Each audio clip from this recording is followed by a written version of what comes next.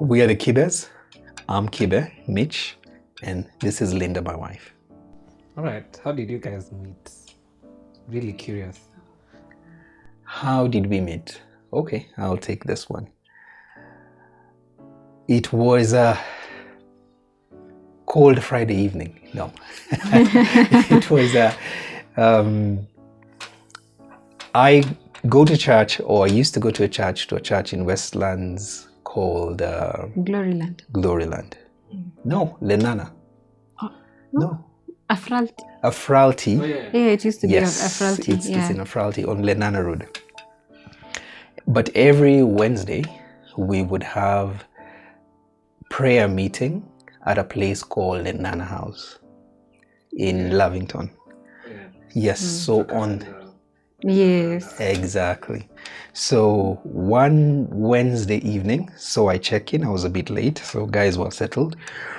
So I walk in, and normally because I'm late, I want to sit at the back to avoid disrupting people. So when I went to the back of the room, there was a young lady that I hadn't seen before, who was sat with a certain gentleman.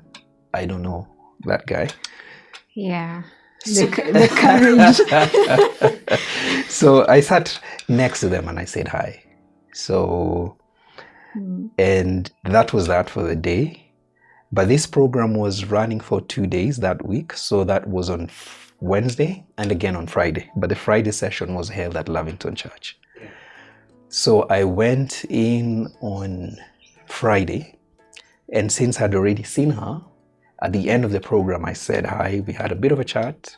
I think I asked, "Oh, do you come to this church?" or something along those lines. And then I think we just got to know each other's names. And yeah, that is how we met. Like the very initial stage. Summary. The first time that I got to see her, yes. Was there like a sudden interest, like when you first met her, it was like, oh, okay. I'd say possibly the reason that I remembered her when I saw her on the Friday is because I took notice of her when I saw her on the Wednesday. So actually, although it was at their church, not very many people from my congregation had showed up that evening. But I kind of hung around to say hi to her just because I'd seen her before. So yeah, it was all very intentional. I had actually noticed her. Were you just going about your life? Or Yes, as he said, I was seated with a gentleman that was in my life at that time. And I was going about my life. Yeah, so that Friday, he said hi, and yeah, we just said hi. It was nice to meet a new face. Yes. Yeah. That's a moment that changed her life. But yes, so yeah, that's how we met. But it's a whole different story from that moment to us actually dating. Yeah. It was actually and dating more than more than a year, I think. Yeah. Just... Yes. But at that point, we became friends.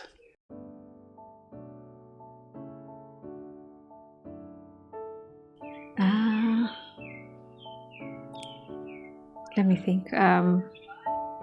I think the biggest myth, yes, that I quickly learned when we got married was that love is enough to carry you through a marriage.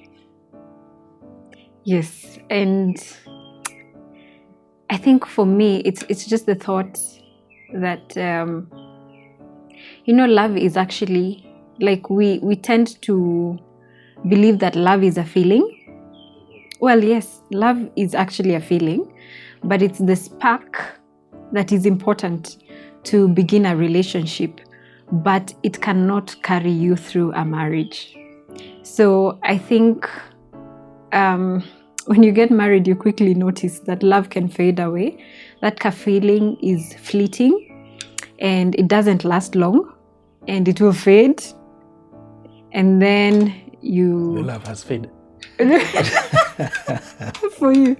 Well, yes. Yeah. But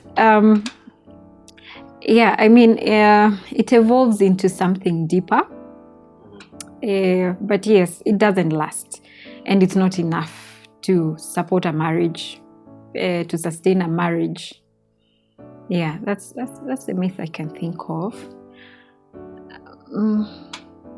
I don't know if you.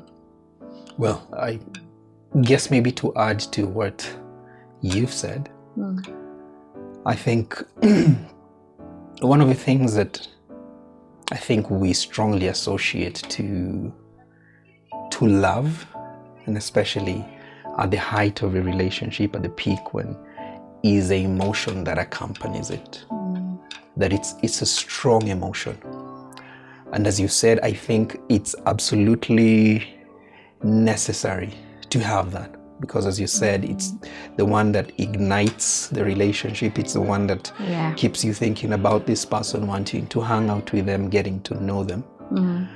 But the emotion itself is fleeting. It can only take you so far. And if you haven't got something else in its place to replace the emotion, basically as the emotion exits the scene, it is supposed to make room for something else that's more permanent.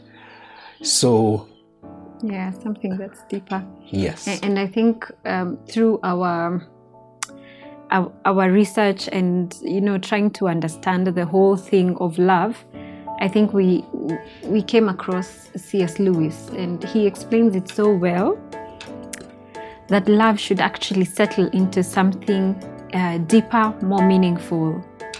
It should settle into something that's unbreakable. And I think when we think about it, the Bible actually talks about it. It talks about love. Is it 2 Corinthians 13:4-7? And it's the whole thing for love is not envious, love is patient, love is kind. It doesn't keep a record of wrongs. So it should settle into that, how the Bible talks about love. Because when you do those things, then you realize that you actually love this person. And with time, you start to realize that, yeah, this is actually what we need to sustain this marriage. Yeah. Yes.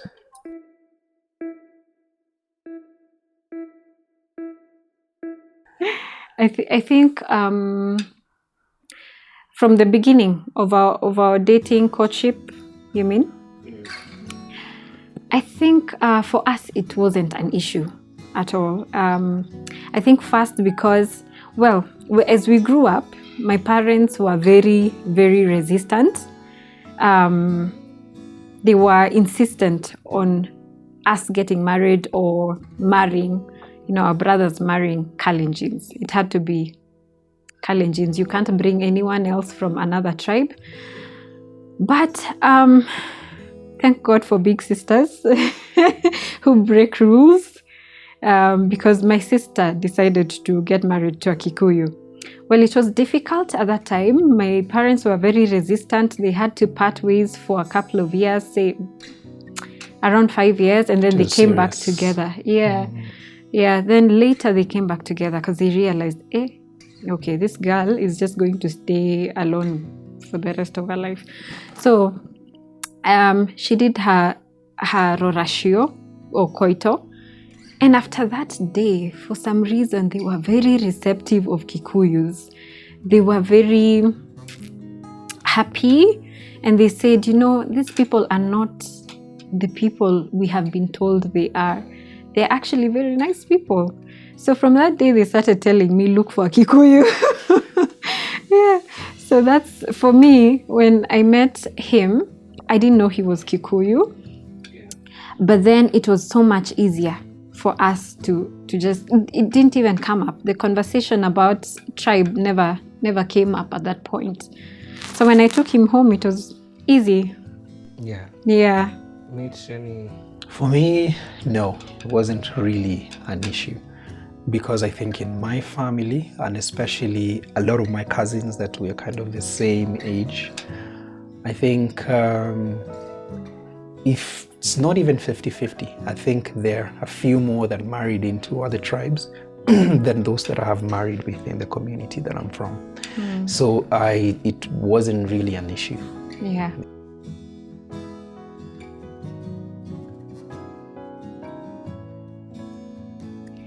Unfortunately, there have been people, like we've seen people that have it very rough because of their cultural difference. And I think for them,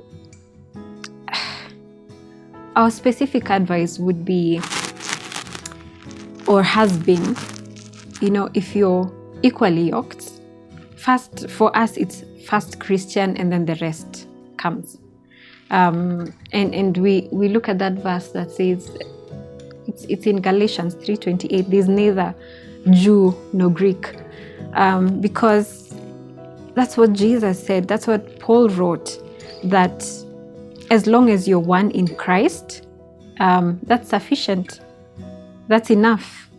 We don't have to look at tribe anymore. I'm Kisi, you're Luo, and I think it's enough unity if you have the same values, same principles, you're equally yoked, you agree on the front of Christianity. The rest is, it doesn't matter. Yeah. For me, I'd say I have actually seen it. And interestingly, it's not even outside of our church community. Is right within church. We have seen people who loved each other, but their parents were completely against it. And it was so bad that I think even they finally agreed, the parents finally agreed to meet, I think a week to the wedding. Yeah. And even then, it was a difficult sit down. And I think it was only by God's grace that these guys didn't just decide, let's wake up, this is not worth it, let's leave the room. They sat through it. It was very rough. And so it is still something that's prevalent. It is something that we've seen. My advice is to anyone who goes through that, I think it all begins with the two of you. If you understand, why did we come together? And if you think we considered all the most important things for us, our values, our principles, our beliefs, and those match the things that are most important to you, I don't think those are things that necessarily align to end on top of all this, we are the same tribe.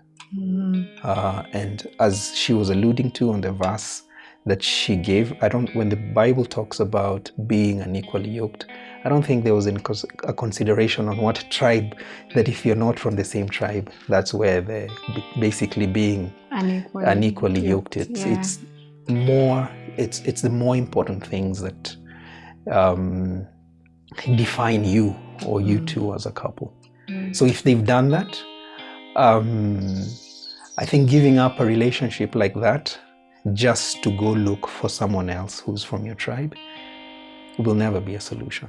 Yeah, because sometimes you ask yourself, so if we are the same tribe, but we do not agree on our religious beliefs, will the marriage work? And the answer would be, of course not. So it's really safest. And even when Jesus was giving that example for the Good Samaritan, right? And he asked, so who is your neighbor? He was just trying to say, the very people that are your tribe may not be the best for you, but the people that you despise out there, like the people now that you're telling your daughter don't marry, could be a blessing to you. So yeah.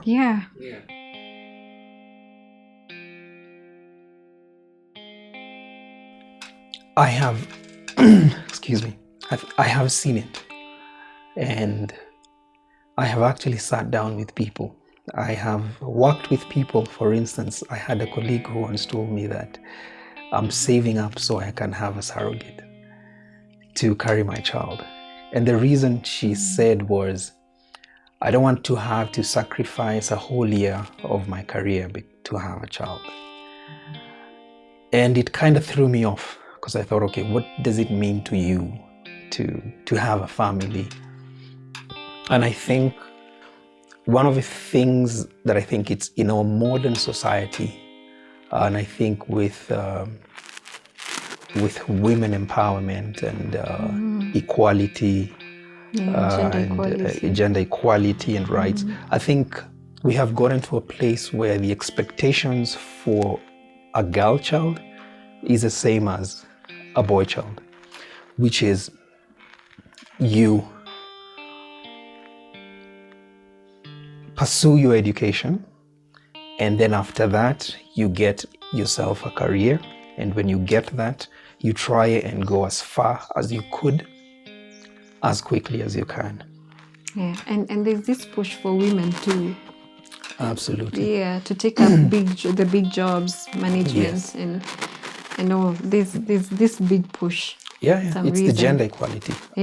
For instance, I would say for the organization that I work for, I think a few years ago, they took up a statistic to see how many the gender equality within the senior management. And for a few years, because it so turned out that there were more men in senior management than women, for the next few years, promotions were reserved for women up until there was parity. So there's many men as women. And I think it's just a product of the society that we live in now, where maybe in our parents' generation, it was almost expected that, or at least it was more common that your mom is a stay-at-home mom and it's your dad that goes out and earns a living for the family. So I think where that has become less of an expectation, so if we completed university together, the same way I'd be seeking out to grow my career, it is the same for her. And so she would feel, or at least there are those that have felt that for me to take a break, first I get married, and after getting married, I take a break because I am expecting a child, and once the child comes along, I'll have to take care of this child at home for X number of years. That may basically pull me behind my peers, or men in this instance, or other women who are seeking to move ahead in their careers. So, and I think if we look at it from a different angle, God intended for the men to be providers. It's okay for the woman to help, to chip into the family, finances. But the Bible, the biblical model, it's the men that are supposed to go out and be providers for the family. And I think what he mentioned about our parents, like our parents' generation and maybe the generations before that, the women stayed at home and took care of the children, and it was fine, and families worked, and women didn't have any reservations for a career. I need to do this and that, like I'm falling back with mine. So how I look at it is, the biblical sense. Yes, the man can support the woman to say, you can open a business. Just like Proverbs 31, woman who considers a field and buys it. The man can support the woman to be able to do that, to be able to buy that field, to be able to open a business. And I think in our case, particularly for us, so now like Mitch had to get a job that takes him away from the home. And we decided that I had to stay at home so that I can nurture our children. It wasn't a difficult decision for us because we said, it's more important for the children that are growing for at least someone to be present, to watch them and to watch them grow, to nurture them. I feel, if you ask me right now, I would do it over and over because it's very fulfilling. And the fact that you're not leaving your children to someone else to nurture them, and you're not aware of what's going on. There are circumstances that will need the woman to go out and work. But in our case, I think we just thank God for that opportunity to be able to do that, and I don't regret it. I remember there's a friend of ours. She's much older, so she stayed at home for 12 years to nurture her children. And when she went back to the work scene, because you can do that, you can go back to school, you can go back to your career once you have raised your children to a point where you feel confident that they have taken up the values that you want for them. And for her, she went back and she was excellent. Like, she did so well, getting the biggest jobs. Like, she didn't have to start over from the bottom. So being at home doesn't really take away anything from your career or your personal growth. If anything, it improves you. If anything, the challenges you have to go through when you're at home, they make you a better person, and they build you. And while you're at home, you can do different courses, you can do business, you can do lots of things. So I think, just to add to that, I think there's I think what is called how a society, the values in a society. And one of the things I think we have discussed before is when you walk into a room of professionals or your peers or people that you have grown up with, and everybody is saying people nowadays tend to introduce themselves they identify more with what they do. So I could say, my name is Mitch, I'm a doctor, I'm an engineer, all kinds of things. I'm a producer, and if within in this setting, if one raises up and says, my name is Linda and I'm a stay-at-home mom, I think there is this kind of awkward. It's awkward. Like it almost feels as though, so there's nothing you do. You're not doing anything with your life. And I think it's just how we're socialized. Society, the expectation in society now, especially when we are able to have house girls, even multiple house girls, who'll be able to do everything at home while we do something else, it has become less and less likely that people see as value in saying, I can rest my career, I can take a break, and then go out and then stay at home. I think there are cases, as she said, that the people who you need two incomes, especially if you live in the city, life has become expensive. Well, there are many people who may not be able to say, let me take a break. But for those who are able to, I remember there's a book that I read that says, and I guess that is also subjective, how you view life, what your perspective is, that says one of the most important jobs that a woman will do is to be able to raise her children. So although society has changed, but I think there's value in when you're able to taking that direction and being very intentional that I'm doing this so I'm more involved in my children's life.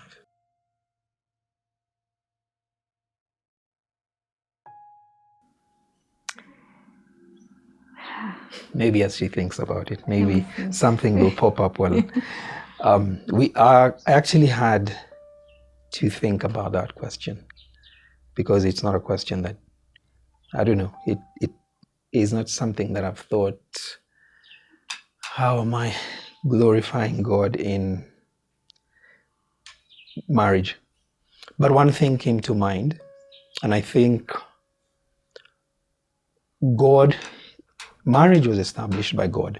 It is not a human invention. It's not someone who sat down and thought it will be a good idea when man and woman come together, commit to each other, begin a family, and do life. So because it's something that was established by God, He's the author of it, I think one of the ways that I can glorify Him in marriage is getting Him involved in my marriage, in our marriage. Mm-hmm. And that means one of the things that I think about is that marriage is not a bed of roses. It's not skiing down the hill where there's nothing that you have to kind of work for. So one of the things I think about in terms of glorifying God, who established marriage and gave it to man, is that do it according to His way and stick it out. And especially in a world where divorce is so rife, 50% whether in church or outside church, sticking it out means that you realize this marriage wasn't meant to be easy, but it's something that builds your character. And so, stick it out. I mean, it may not be easy all the way, but the effort and the work that you put into it is worthwhile. It's worth it. Pays off. Pays off. Mm-hmm. And for you? Let me just agree with him on that one. There's something you said to me actually that I've just thought about and I was smiling, that oftentimes God brings you the person who brings out the worst in you. Oh yeah. Something like that is good. Yeah. We are not perfect people. God brings to you, especially if you're prayerfully considering marriage and considering the person that you want to get married to. God gives you someone that will build you. He doesn't give you a perfect person that it will be such a breeze. Your marriage will be such a breeze and smooth and that person doesn't easy even exist all the way. Yeah, exactly. That person does not exist. Yes. He gives you the person that will challenge you, the person that will bring out your flaws and all your weaknesses. Yani, someone that will make you feel so naked, like naked in terms of my faults are out there, all my flaws are out there. Even things that you didn't know about yourself, you get to know when you get married. And for me, I have learned that marriage is for character building. Marriage is to prepare you for heaven. To prepare you for heaven. So those things, if you bring yourself to a place of humility, you humble yourself, you cast out pride, then you're able to work on those things that your spouse points out or that have come out along the way in your marriage. And you're able to work on them and become a better person. So even in terms of personal growth, you're able to grow as a person if you take them seriously and if you're ready to work on it. And I think that's where the effort and the hard work comes in, because it's not easy. It's not easy to someone telling you you're this kind of person and you have to change or you have to work on yourself. You're impatient and it takes a lot of work. If I'm an impatient person, I have to learn to be patient. It's not easy. And just to add to what you're saying, I think I read somewhere that says courtship or dating brings out the best in you. And marriage brings out all the things that you are hiding. and I think, it is true. The person that we marry should bring out the best and the worst in us. The best in us in basically to mold, to improve on what we already are, and the faults to see them, because marriage, automatically the person you're married to will see the best of you and the worst of you. So I think, as she said, if you're willing and you have a spirit of humility, you'll be able to accept these are actually faults that are pointed out, and they're things that I need to work on. And because that not only helps me, but helps us. Yeah.